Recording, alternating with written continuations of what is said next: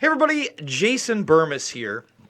And last week, while I was out in DC, I think I was out in DC when I saw it, or maybe it was right before I left, I caught a video from a fellow named Angelo Gage, who I'd actually seen some stuff. I was following him on Twitter, and it really struck me as a great way to have a conversation with people you may not agree with. So he's joining me. You can follow him at Angelo Gage on Twitter, and you can go check out his really low subscriber. We need to get that up, guys. I think that he should be, hopefully, let's get him to at least $4,000 by today. Hopefully you will after watching this, because I don't agree with everything the guy has to say, but I think that he has a genuine independent voice, and that's what we need more of. So, Angelo, thank you so much for joining me, man. First and foremost, how do you get involved in making a YouTube channel? How to do it, or how did I get involved? Yeah, exactly. Like for instance, I know you're a veteran. My audience may not, but just give us a synopsis of kind of your story, your awakening, and what drove you to say, you know what, I've got a voice. Why can't I put my stuff out there? Yeah, I mean, this is actually not my first YouTube, and I made a YouTube a long time ago when I made a first video about the immigration replacement stuff, those things, because I was in that kind of activism, that pro-white activism. I was liberal, then I became conservative, then I got woke, and then I did this.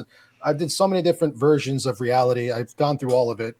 As I mentioned on my video, Jason, you were one of the first people to wake me up to 9/11 questioning, which woke me up to so many other things. So I've gone through all the conspiracies and all the theories and all the alternate histories and everything. So my first YouTube was more about that kind of activism, and I got away from that because I ran into some bad folks, and I said, let me just start over. I deleted everything, and I said, let me start again. Let me just be myself, because I was conflicting internally, because I'm the kind of person, Jason, that if I find the truth or what I think is the truth, I discard all feelings. I go, sorry, facts over feelings, even if it hurts inside. Mm-hmm. And, that's what happened with me for a few years, which gets negative attention and all that.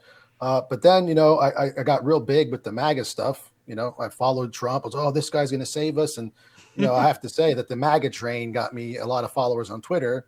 But then also, once he bombed Syria, I got off the MAGA train, and that also got me more. So my Twitter is huge. It's like 32,000 or something. Yeah. But my YouTube is new, and I just started doing my own live show. But I started over, which is okay. So I know 4,000. Like, you want to get me to 4? That's nice. But I only had 5,000 on my first one.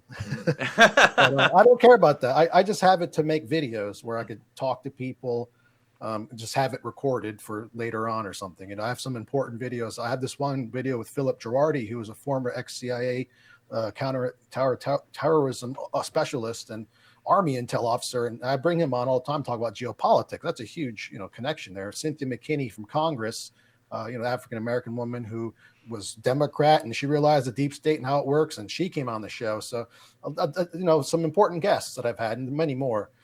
So even though it's little, it has a big impact in many cases. So, but yeah, of course, if you want to send people over, I won't say no. Well, absolutely. Look, that's the idea, because, I have never said I've got any ultimate truth. And I thought that right. was, striking. What is your truth?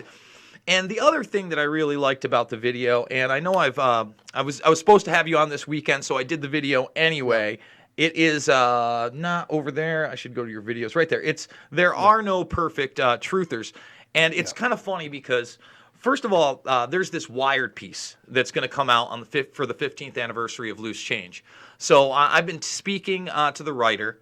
Dylan, Corey, and I have all spoken to the writer. I have no idea how this is going to go, other than the fact that I tried to have a human conversation with this guy. He seems like a nice guy. I don't trust anybody, obviously. Right. But he kept talking about the term truther. And for me, that was not a thing when I got involved, obviously, because it was pre that being used, in my opinion, to kind of smear you. And when he starts talking to me, it was a cool thing, I go, let me just stop you, man. It's not like me and Dylan and Corey were walking up to each other, hey, fellow truther, or, we'd see somebody that was an activist and you're a truther. No, it was more like you'd be in an event or you'd be somewhere else and you'd express an opinion and somebody'd be like, you're one of those truther people, aren't you? So they actually took it and made the truth into a negative connotation. I had to explain that to him. And I say, listen, I have no pride in being one of the first 9/11 truthers. I go, that's ridiculous. I go, because he was kind of shocked that they did a poll recently, and the number one quote unquote conspiracy theory out there in the United States, and I believe it was Canada, so it was all of North America, was 9/11 by far. More people believe that than aliens and the JFK conspiracy. And that struck him. And I looked at him and I go, why would that strike you? I go, what has the military industrial complex and politicians told you in the last 15 years that struck you as true? Tell me. I mean, where have they been proven right? I go, the Afghanistan papers are out now. There is no mission. We're obviously there for the resources. I've been saying that forever. I go, everyone agrees Iraq is a quagmire. WikiLeaks has released the documents that we're the ones that essentially created ISIS. There are pictures of McCain with these people. I mean, I go on and on. The OPCW, I was hammering that home. And I know that if you saw my confrontation with, I wouldn't call it a confrontation, interview with Rob Dew, and then whatever happened with Jones, that's my main point. You can't have it both ways. You know what I mean? It's right in front of your face. And we need more people pointing that out, despite what we may believe sociopolitically or in our private lives or how we want to live them. And I think that that's important. So why don't you tell people who maybe some of your biggest influences have been? You just talked about the MAGA crowd and how that's changed. I mean, you're doing stuff for Iconic now, right? Well, I spoke to Gareth, David Icke's son, and I'm supposed to have David Icke come on the show at some time in March in the end. Tomorrow I'm doing a show with his son, Gareth, I guess audio show for his platform. I did a show with one of his producers before that. And so, I guess I'm getting out there with them. I mean, I'll work with anybody. Again, do I believe everything David Icke says? No, but he does do good things. And that's what I'm trying to say. My video was, there is no perfect truther. And I know that you said that they've used that as a negative connotation now, which maybe I put that subconsciously, because we're all human. Well, not only that, but you're, how old are you, Angelo? I'm 35. Yeah. So you're right around, I mean, I'm 5 years older than you, but you're a little bit younger. And that 5-year gap is kind of where that term kind of resurrected itself. I'd say that's a post-loose change term. That's a post-2005 term. You started seeing it pop up 2006, 2007. And, another one of the things that I had to show this guy was that the Tea Party movement was a 9/11 truth movement. Right. We had gatherings in 2006, and I spoke at one in 2007, and I showed him, I'm like, look, these are all the people that were behind Ron Paul originally in 2008. They're dressed up literally in colonial outfits. We're throwing a giant 9/11 commission report into the thing. People like Cindy Sheehan were as left as it gets and worked with Code Pink. They were on board with that thing. I'm like, it was hijacked, man. And I tried to explain even Hope and Change. I go, there was a time where there were independent groups of people just kind of going under the We Are Change banner and confronting Henry Kissinger, Zbigniew Brzezinski, Bill Clinton's aides. I mean, this was Bill Clinton himself. I mean, Bill Clinton had to talk about the Bohemian Grove at one point. And now that's shifted, and this is something I brought up in private with some of the InfoWars crew I met after the event. Now it's like, let's see if we can trigger a liberal in a pussy hat because it might go viral. Whereas I want to see you go ask Bernie Sanders a real question about Julian Assange. You don't like Bernie Sanders? Fine. Ask a real question to him. Don't tell him he's a socialist communist. I mean, there's a lot on the line right now. I give Bernie Sanders credit. He's the only establishment politician I've seen step up and say that on national television that Netanyahu is a racist. That's fucking something. That's something. Yeah, no, it's huge. Yeah, it's huge. And it's like, I don't have to agree with his policy. I don't have to be a Bernie bro to point that out. But the world is not a black and white place. So, you talked about Ike. Who would you say are probably like the top 3 most influential people that have gotten you to this point? Well, I mean, your video started the whole process. Okay, so without your video, I running into that, like I said in the video that I made, but my friend's younger brother, so me and my buddy were in the Marine Corps. We're still in the Marines toward the end of our service. He gets his DVD, Loose Change. We're like, all right, let's watch it. And his little brother sent it to him. So this is another generation before us watching it. And I was like, whoa, what was that? And that's where it all started. And then like college and taking philosophy courses, questioning religion, everything like that. Who else would be? David Icke was huge because of his book. I read his book, like this thick, The Lion Sleeps No More, and I read all that. So that made me wonder, well, maybe religion is about these space aliens. I don't know, whatever. So who knows? I know. Hey, those interdimensional lizard people, God knows.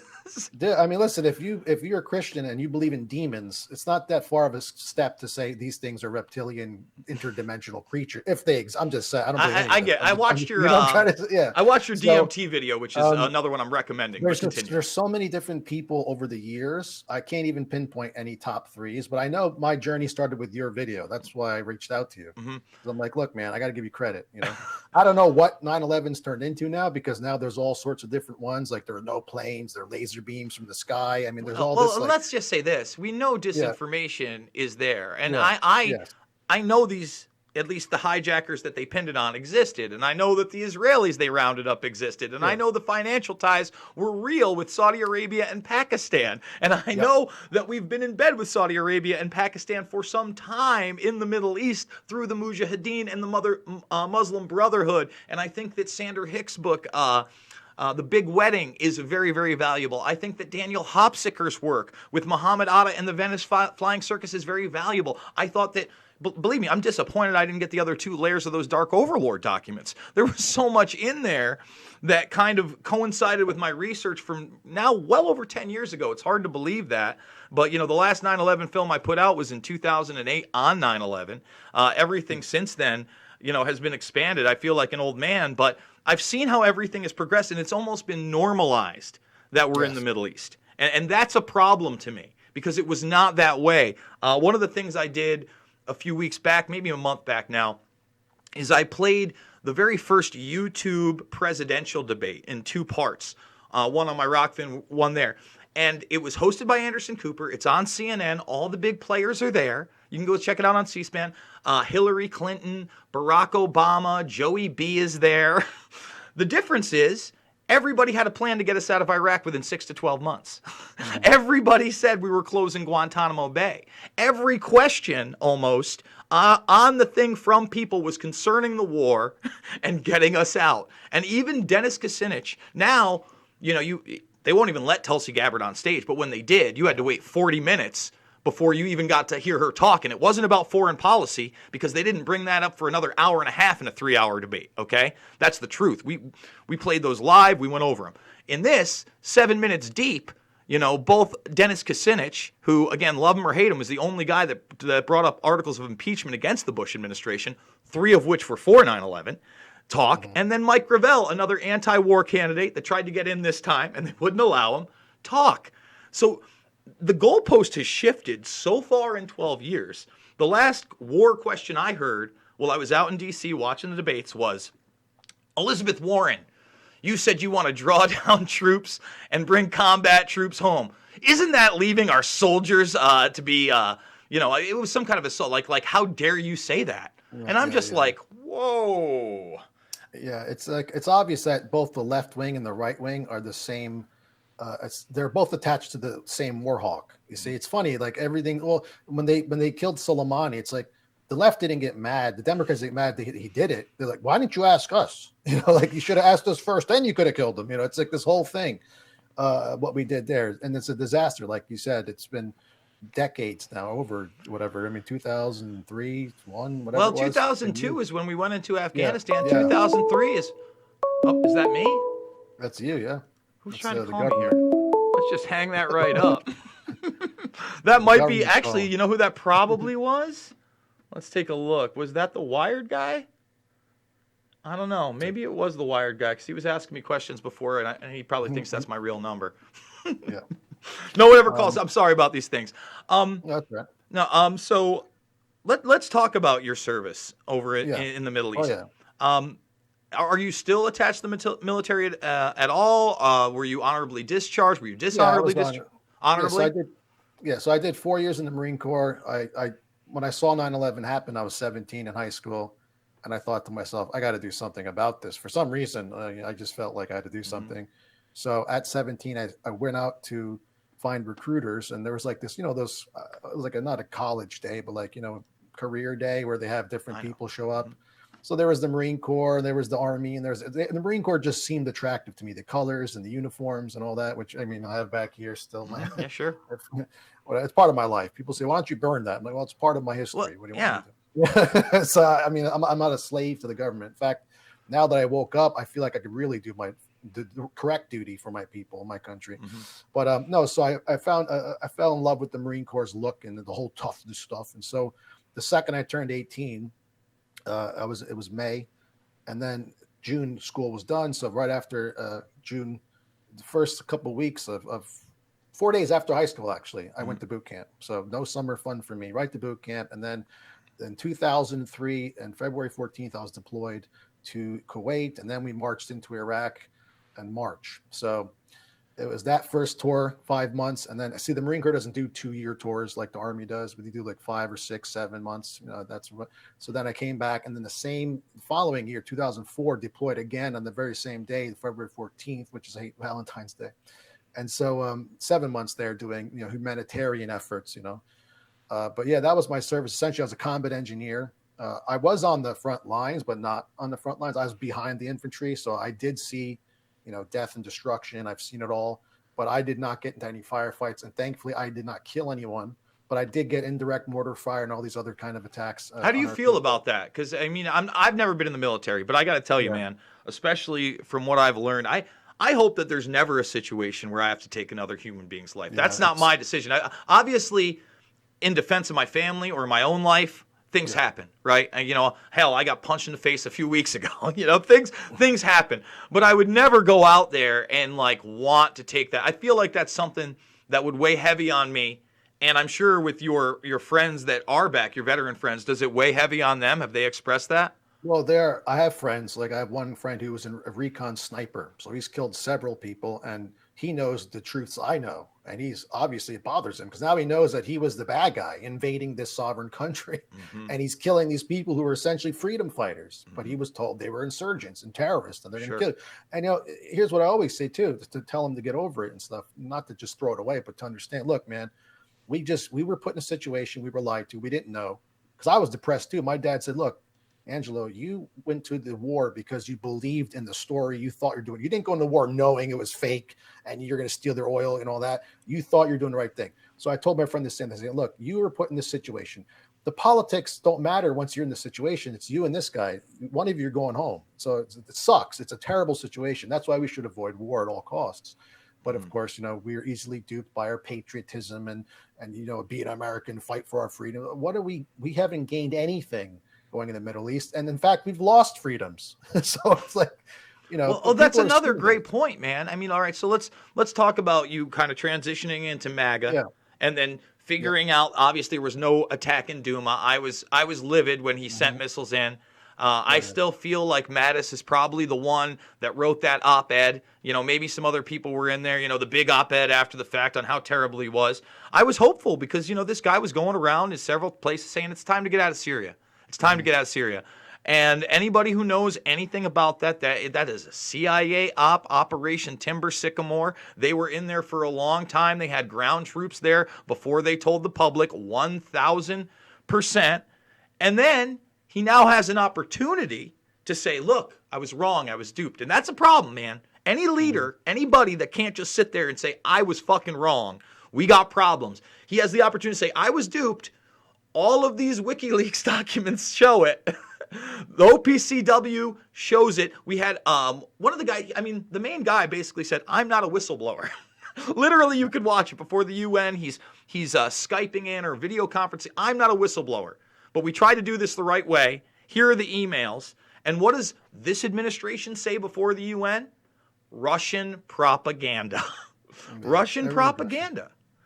If you're going to play that Russia card and then play it hard in that new counterintelligence document where, again, Trump signs off on Russian election fraud and they're going to meddle with our elections, and then in the same sentence it's Iran, Hezbollah, ISIS, Al-Qaeda, hacktivists, leaktivists, and now public disclosure organizations, that covers the whole fucking realm. And that's not freedom of speech, and that's not protecting anybody at all. And that's not accountability. He should get up, do a press conference, said, listen, We now have these whistleblowers. I'm firing everybody in the administration that told me that this was real. We are leaving right now. I don't care about Turkey and the Kurds. That's their thing. Let Assad fight his deal. But that's not what's happening. No, Trump's entire story was heartbreaking because he said everything I wanted to hear. I didn't vote for Trump for the wall or anything, tax cuts, because that could be reversed by anybody, right? Mm-hmm. But to see someone stand up to the military-industrial complex, which I thought he was going to do, I'm like, hey, he's a billionaire. He can't be bought.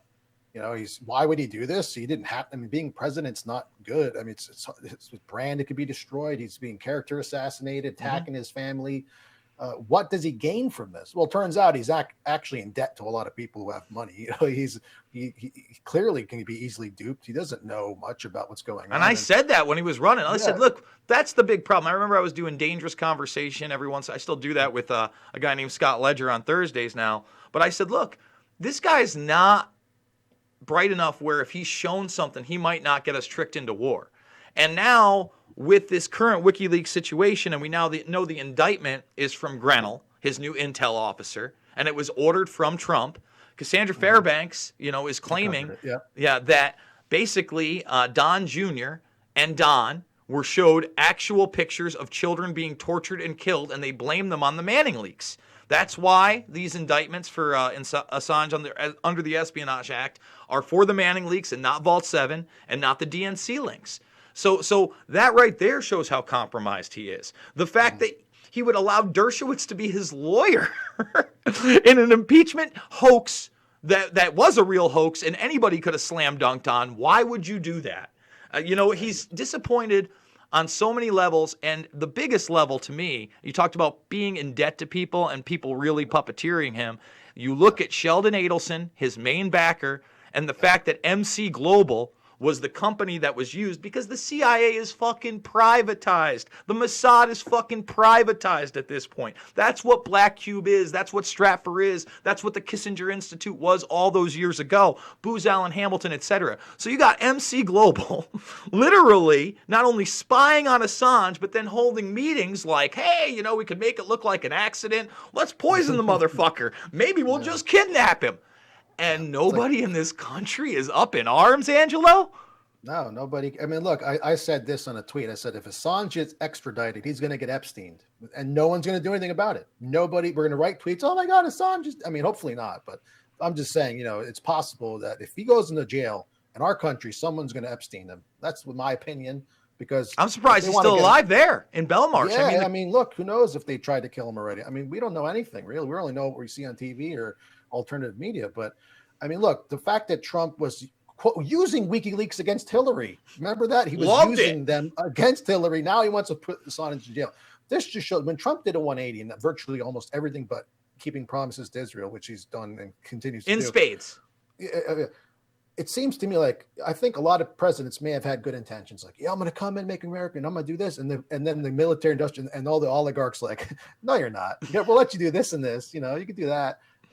But But the other thing, Trump's problem is he's likable by people and he has a big ego. So he'll triple down on something even if it's wrong. He will never admit that he's wrong. Thank you. Was that one time he said, "I'm never wrong," something like that? So that's dangerous. So he's likable, as you can see. The MAGA crowd has become, in my opinion, a MAGA cult.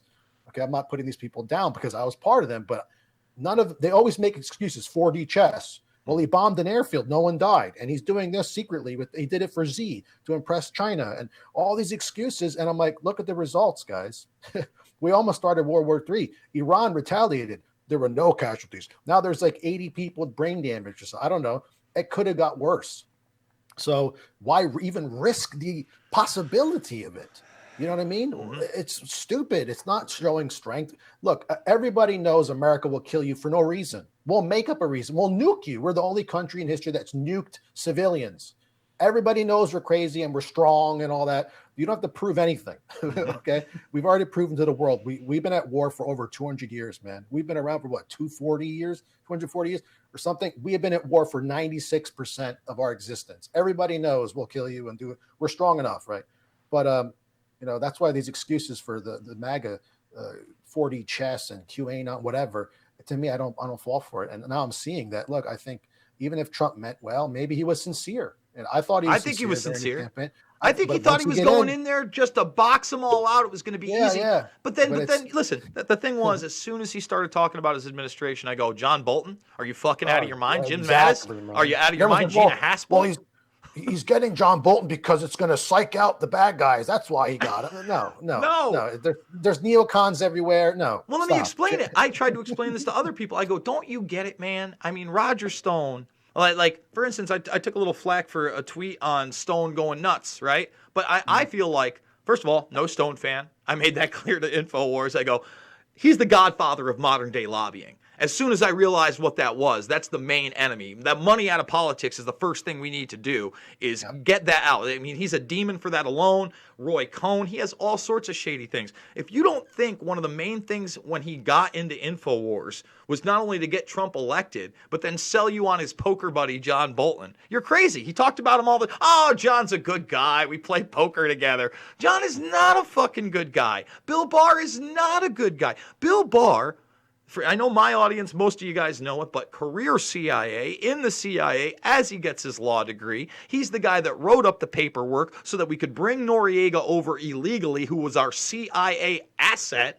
before that, who rotted in prison well after whatever kangaroo court we gave him. He's the guy that literally worked with Robert Mueller to clean up the BCCI banking scandal and all the high-level fraudsters within our government and predator class. He's the guy that George H.W. Bush, maybe the most deep state demon we publicly know about, made the youngest attorney general ever.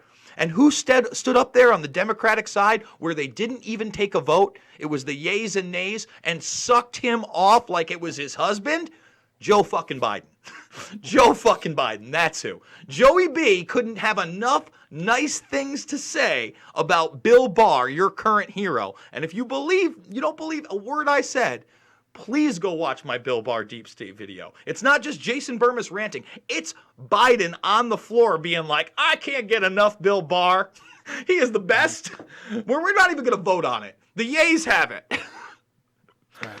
Yeah, I mean, that's what I'm saying. The politics that you mentioned, they're so intricate and complicated. I don't even know most of it. I know who Bill Barr is. And I stopped paying attention to politics because I know it's a dog and pony show. That's why I'm glad there's people like you to break it down for me. Because I'm just like, I know it's fake, but what's going on? Let me watch people's channels and see what's going on. Because I just can't stand.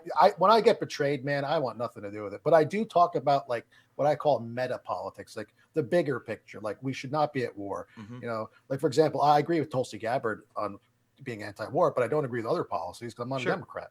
Or other things, the universal basic income is insanity to me. Her endorsing that was a problem. I don't love her stance on torture. That is a problem. But give me somebody who is not in the predator class, that joined the military, that served, that is now willing to speak out against war, and the only person on the stage to say that we are currently working with Al-Qaeda in Syria, and at the same time saying they're our enemy to the public.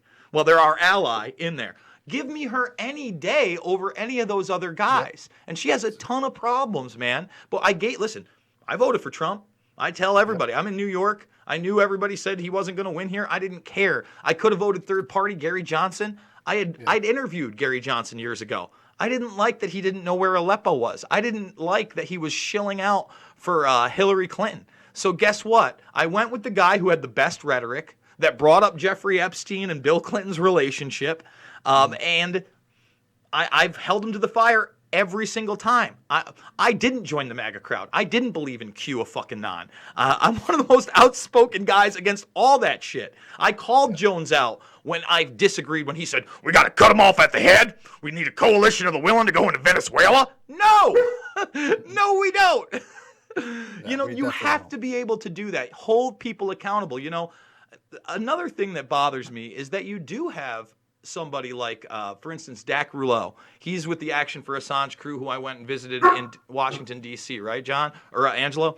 He's confronted the vast majority of the Democratic presidential candidates about whether or not they support Julian Assange. Those videos have 500 views. He's gotten Amy Klobuchar. He got Andrew Yang. He got Pete Bootlicker. He got Bernie Sanders to comment on it and say he was aware of the issue and then walked away. The fact that isn't being pushed in the alternative media like it would have been, say, in 2008 is also shameful. Yeah, I mean, of course, the alternative media is also going to be compromised. So, look, the deep state or whatever, they're not going to, they can't censor everyone. In fact, it would probably not be possible. But so they have to inject the alternative media from more of their agents and shills, and they just have to do so many of that. And I'm not trying to make accusation. I'm just saying that that's how it works. I mean, they can't stop everything. They probably didn't foresee the internet decades ago doing this. And they have to say, all right, well, we're just going to add more information. We're going to have so much disinformation, so many disagreements, so much infighting. Nobody's going to know who's right. And then it doesn't matter anyway. You know, that's what they're trying to do, in my opinion. So there's definitely people out there who are pushing or even not censoring, but not bringing to the light things they should have or they would have years ago, like you mentioned. Yeah. And again, you know, like you said, the left, it's not only the left that's infiltrated, it's also the right. That's why I don't play this left-right nonsense anymore. Yeah. It's the same Warhawk, in my opinion, left-wing, right-wing. So, you know, that's why I say to people, like in my video, I said, you know, you're not going to get everyone who agrees on every single thing, right? So like someone will watch a video, be like, oh, I like Angelo, but he's not religious, so he doesn't know the truth about the Bible. So they'll think I still have to learn something or whatever, okay? And that's impossible. It's not going to happen. Even among people on the same exact team, you know, even perhaps in the same show, they don't agree, you know, on everything. You know? Yeah, all the time. Fine. When I was working with Luke, I mean, we're supposed to. That's the thing. I'm supposed to have disagreements, and you know, as far as like, you know, kind of wrapping this up, the ultimate truth as human beings, I just don't think we're going to get there. You know what I mean? No. And I don't buy into, you know, Kurzweil and his singularity theory, and that we're all going to upload and have this moment where we are consciousness and all that. That's not what we are. We're human beings. We're something different. You know what I mean? Mm-hmm. And I think there's a certain part where you can't get science. I did a video on Richard Dawkins and his eugenics comments.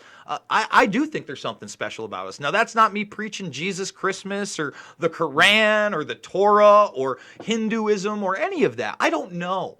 You know, like I said, my ultimate truth at the end of the day comes down to I believe in good and evil. I think they exist inherently. I don't know at what level. You know, I can only see it in these these three dimensions that are in front of us.